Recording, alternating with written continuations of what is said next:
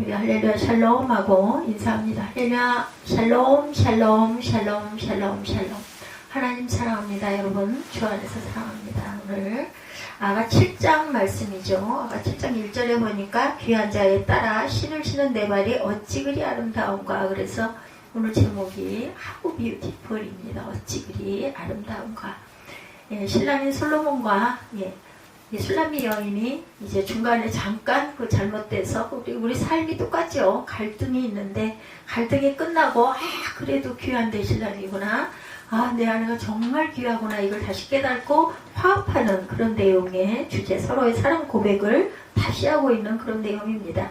하나님께서 우리에게 주신 성경은 크게 두 가지 주제로 나눌 수 있는데, 첫째는 온 인류를 향하신 하나님의 신실하고도 헌신적인 사랑을 증거하고 있고, 둘째는 이런 하나님의 사랑에 대해서 자신의 마음을 열고 그 사랑을 받아들여서 하나님을 사랑하며 섬기며 살아간 믿음의 사람들이 다른 한편으로는 하나님의 사랑을 거부하고 그 마음에 하나님 두기를 싫어해서 하나님을 사랑하지 않고 살았던 불신앙의 사람들의 삶에 대해서 증거하고 있어요. 그러니까 하나님을 사랑하고 끝까지 하나님을 섬기고 갈 거야. 또 하나는 그거 뭐 들어봤댔자 그런 게 어딨어 이렇게 하고 거부하고 그 믿음의 하나님 두기를, 마음에 하나님 두기를 싫어해서 하나님을 사랑하지 않고 살았던 불신앙의 사람들의 삶에 대한 증거, 이렇게 두 가지로 나뉘고 있죠.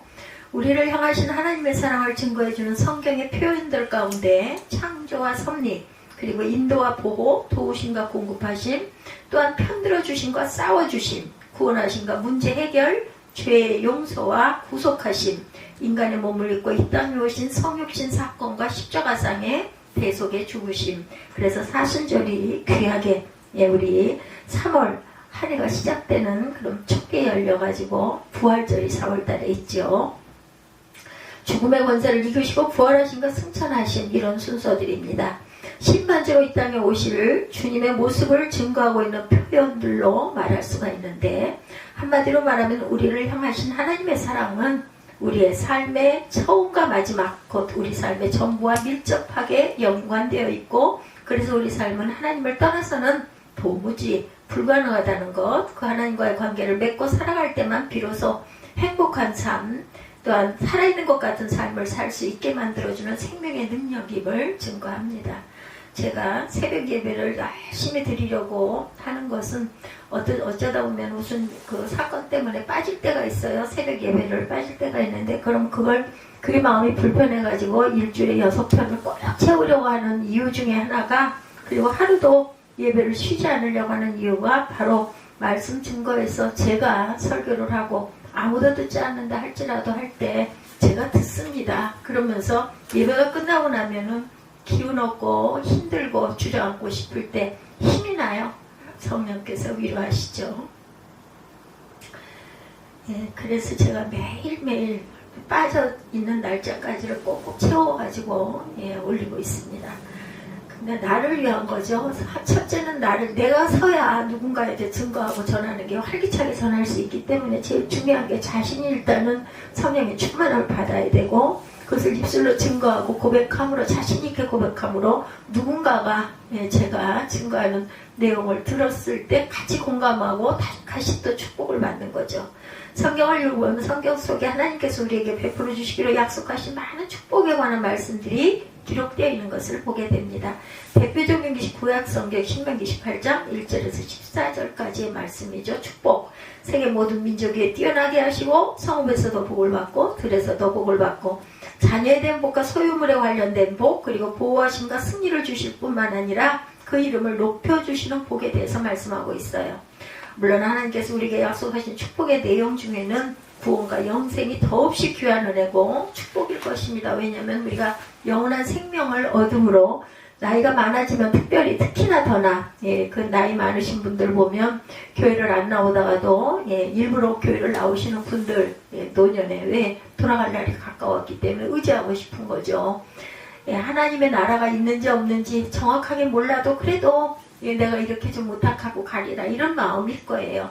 구약성경 잠언 3장 1절에서 10절 말씀에 보면 장수와 평강의 복, 그리고 하나님 앞에서는 은총을 믿음의 사람들 앞에서 귀중히 여김을 받는 복, 또한 우리의 길을 지도하시고 인도해 주시는 복과 건강한 삶에 대한 복, 그리고 창고에 새 포도즙이 넘치게 되는 물질의 복을 말씀하고 있는 것을 잠언 3장 1절에서 10절 내용에 증거되어 있습니다.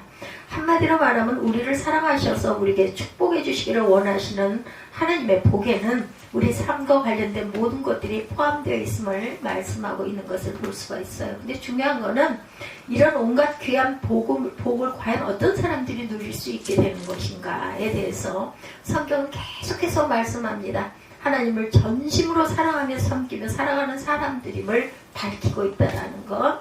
전심으로 사랑하는지 아닌지는 누가 알겠어요? 하나님이 첫째 아시지만 자신이 압니다. 내가 하나님을 전심으로 사랑하고 그 은혜 안에서 내가 살고 있는 건지, 내가 열심히 이렇게 노력하고 애썼으니까 이만하지 이렇게 생각하는가, 그거는 하나님이 아시고 자기 자신이 안다. 신명기 28장에 하나님의 말씀을 듣고 순종하는 것을 이 모든 복을 누릴 수 있는 전제 조건으로 말씀하고 있고, 잠언 3장에서는 하나님의 말씀을 가까이 하고 말씀을 순종할 뿐만 아니라 하나님을 경외하는 것을 이 모든 복을 받아 누릴 수 있는 전제 조건으로 말씀하고 있음을 볼 수가 있다. 그래서 우리가 하나님을 사랑하고 하나님을 믿고 살아간다 하는 것은 우리의 결단이나 선택과 밀접하게 관련되어 있다는 것을 알 수가 있어요. 다시 말하면 우리가 하나님을 믿고 하나님을 사랑하는 것은 우리의 자유로운 결단과 선택으로부터 시작된다는 거죠. 창세기 3장에 아담과 하와가 하나님께서 금하신 선악과를 따먹고 죄를 범하게 된 것은 하나님보다 선악과를 더 소중하게 여겼기 때문이죠. 그 가치가 있다는 것을 알고 따먹기로 결단을 하고 그런 행동을 선택한 것이고, 그 결과는 어떻게 됐어요? 우리가 다 알죠.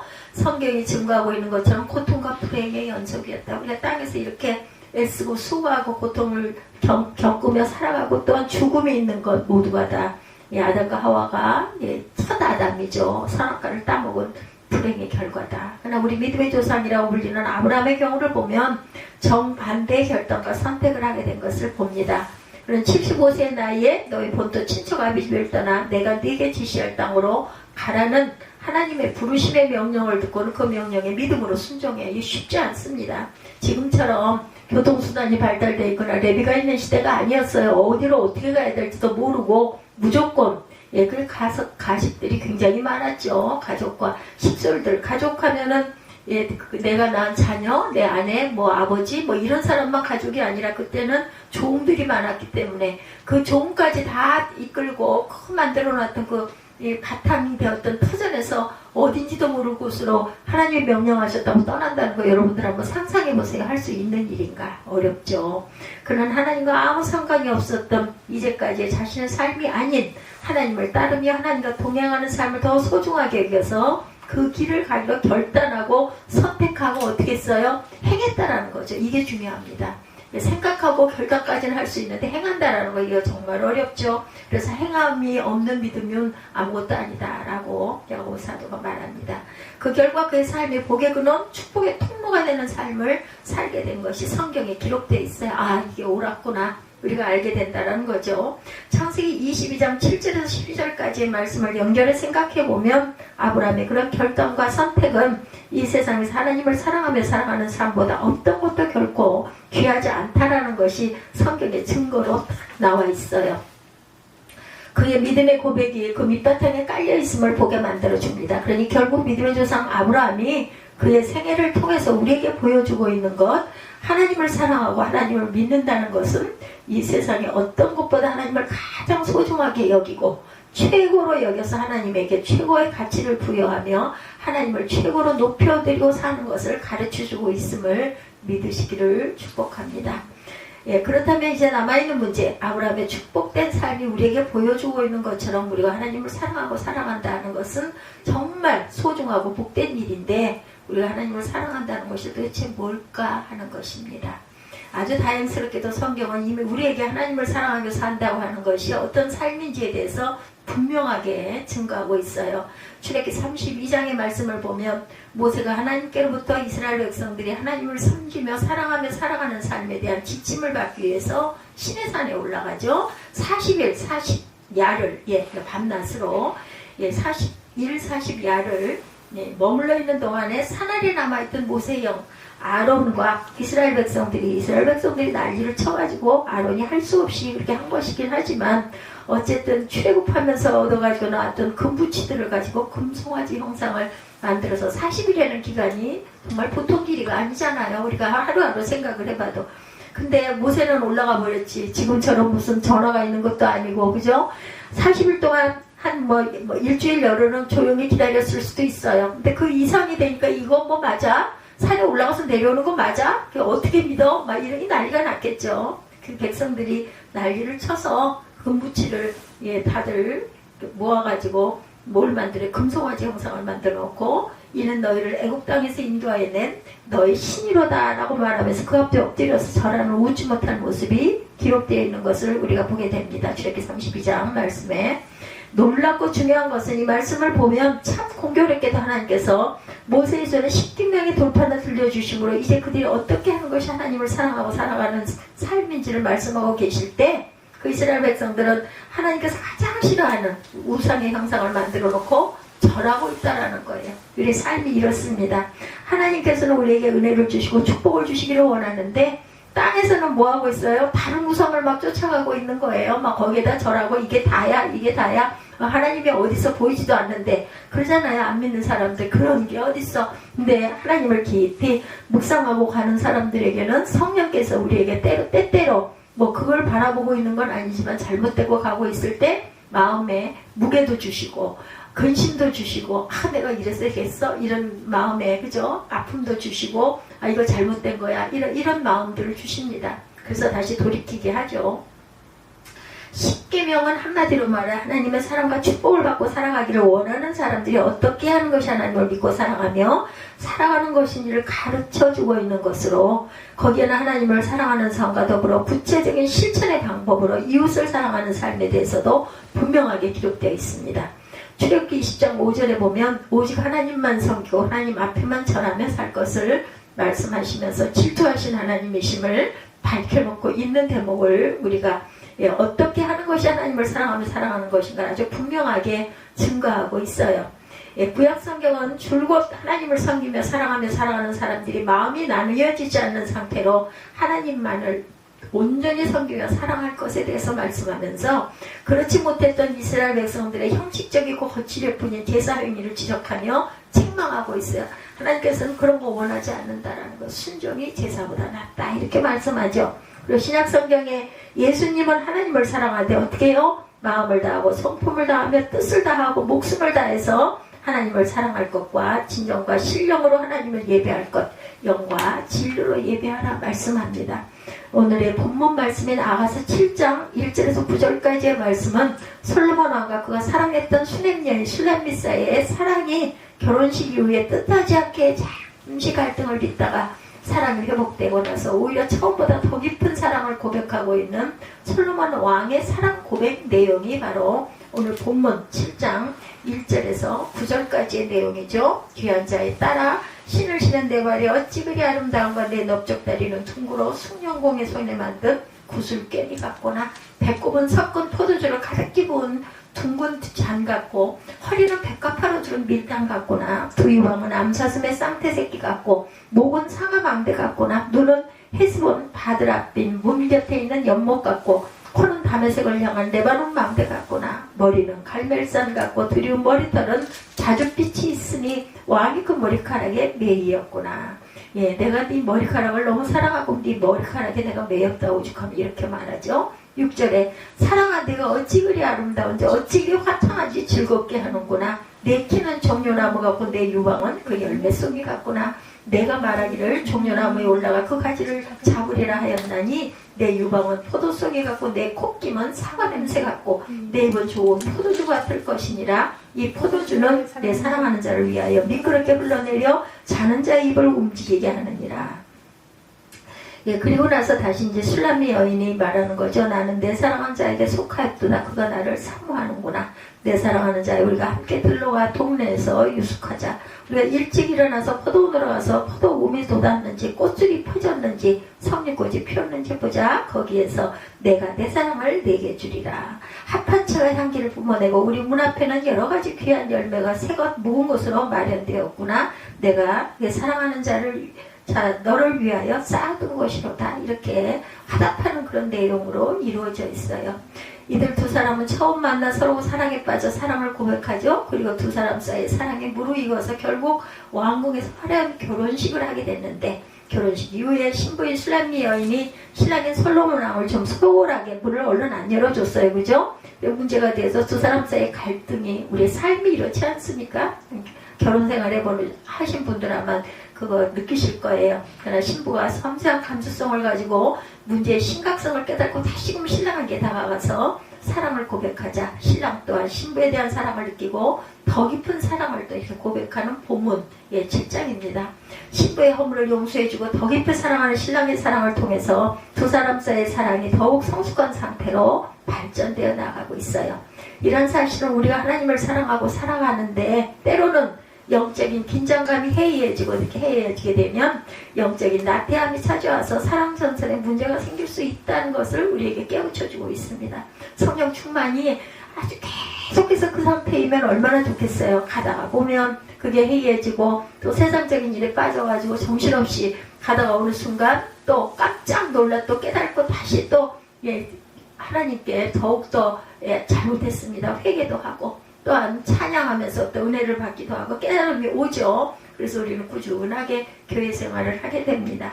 신부는 자기를 향한 신랑의 사랑이 회복되어 한결같음을 보고 기쁨이 겨워서 많은 사람들 앞에서 기쁨의 춤을 추게 되는데, 이런 모습을 보면서 주변 사람들이 부러워하는 마음을 가지고 신부를 칭찬한 이야기가 그려져 있습니다. 시련을 이겨내고 성숙한 믿음의 사람이 되어서 주변 사람들에게 자연스럽게 칭찬을 받게 되고 영혼 구원의 열매를 맺게 됨을 믿으시기 바랍니다. 오늘 본문 말씀은 사랑받는 신부의 성숙해진 외모가 아름다운 자태를 보여준과 동시에 내면적인 아름다움을 주변 사람들이 보고 느끼고 칭찬하는 내용으로 이루어져 있죠. 또한 그런 신부의 모습을 보면서 신랑이 신부를 향해 깊은 사랑을 고백하고 있는 내용이 감동적으로 그려져 있어요. 결국 신부는 신랑을 향해서 완전한 사랑을 바치겠다고 고백하면서 기쁨에 겨워서, 그죠? 아까 10절 이후가 그 말씀드립니다. 7장 10절 보면 나는 내 사랑하는 자에게 속하였도다. 그가 나를 사모하는구나. 내 사랑하는 자여, 우리가 함께 들러가 동네에서 유숙하자. 우리가 일찍 일어나서 포도원으로 가 포도움이 돋았는지 꽃들이 펴졌는지 성류꽃이 피었는지 보자. 거기에서 내가 내 사랑을 내게 주리라. 그리고 마지막 절이죠. 합판치가 향기를 뿜어내고 우리의 문 앞에는 여러 가지 귀한 열매가 새것 묵은 곳으로 마련되었구나. 내가 내 사랑하는 자 너를 위하여 쌓아둔 곳이다. 내가 이렇게 준비해놨어. 이렇게 얘기하는 내용이죠. 이런 아주 아름다운 사랑 이야기가 있습니다. 그래서 나는 내 사랑하는 자에게 속하였도다 라고 말하죠. 요한 1서 3장 23, 4절에 그의 계명을 지키는 자는 주 안에 거하고 주는 그의 안에 거하시나니 우리에게 주신 성령으로 말미암아 그가 우리 안에 거하시는 줄 우리가 아느니라. 이렇게 말합니다. 요한복음 15장 1절에서 10절에도 그 내용이 기록되어 있어요. 그래서 사랑에 대한 교훈, 사랑의 열매를 맺으라고 말씀하고 있죠. 하나님이 우리를 사랑하여 택하신 목적, 요한복음 15장 16절에 내가 너희를 택하여 세우나니 이는 너희로 와서 열매를 맺게 하고, 요한복음 15장 8절에도 너희가 열매를 많이 맺으면 내 아버지께서 영광을 받으실 것이라고 말합니다. 그래서 사랑의 열매를 항상 맺으려면 뭐라고 해요? 포도나무에 붙어있는 가지가 되어야 된다는 거죠. 왜냐하면 스스로 열매를 맺을 수가 없기 때문에 그가 내 안에 내가 그 안에 거하면 사람이 열매를 많이 맺으리라고 말씀하세요. 요한일서 3장 24절에도 그의 계명을 지키는 자는 주 안에 거하고 주는 그의 안에 거한다라고 말씀합니다. 구약에도 보면 야훼 말씀에 청종해야 한다고 아까 제가 그 설명드렸죠. 신명기 30장 말씀입니다. 30장 2절에 야훼께로 돌아와 마음을 다하고 뜻을 다해 야훼 말씀을 청종하면, 30장 6절에 야훼께서 내 마음 할례를 베푸사 너로 마음을 다하고 뜻을 다해 내 하나님 야훼를 사랑하게 하사 너로 생명을 얻게 하실 것이고, 생명을 얻되 어떻게 해요? 풍성하게 얻게 하신다고 말씀합니다. 우리가 먼저 야훼께로 돌아가 그의 계명을 지키고 순종할 때 하나님께서도 우리의 마음에 할례를 베풀어 마음을 다하며 성품을 다하며 야훼를 사랑할 수 있도록 성령께서 우리를 도우시죠. 결국 신부는 신랑을 향하여 완전한 사랑을 바치겠다고 고백하면서 기쁨에 겨워서 꿈에도 그리던 고향 수네물의 신랑을 초청해서 두 사람의 몸과 마음이 하나됨을 이루는 내용으로 절정을 이루면서 아가서가 끝이 납니다. 우리가 하나님과 사랑을 나누며 동행하는 사랑의 관계인 우리의 신앙생활에도 성숙함을 향하여 나아가 발전과 진보가 필요함을 믿고 우리는 노력을 또한 해야 돼요. 그렇게 되도록 내가 잠깐 회의했어요. 그러면 다시 돌이키고 해야 되겠죠. 참 내가 좀 그랬네. 이렇게 순종하는 믿음들이 되셔야 합니다. 이제까지 한없는 용서와 은혜를 베풀어 주시고 우리와 더불어 한결같이 함께 걸어오신 하나님의 사랑과 은혜를 깨닫고 점점 더 성숙한 사랑의 모습으로 하나님을 섬기며 기쁘시게 해드리면서 하나님과 복된 동행을 하시되 영원한 하나님 나라의 이르기까지 계속 이어져 나감으로써 성숙한 믿음의 사람들 또 주변에 믿음의 열매를 많이 맺고 함께 더불어 주님께 나아가는 삶이 충만하시길 바라요.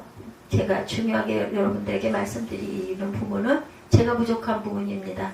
주변에 많은 믿음의 그러한 그 사람들 또 믿지 않는 사람들에게도 영향을 끼쳐서 믿게 해서 함께 걸어 나아가는 믿음의 삶이 되시기를 주님의 이름으로 축복합니다. 우리 결단하시고 기도하시고 주기도문으로 예배를 마치도록 하겠습니다.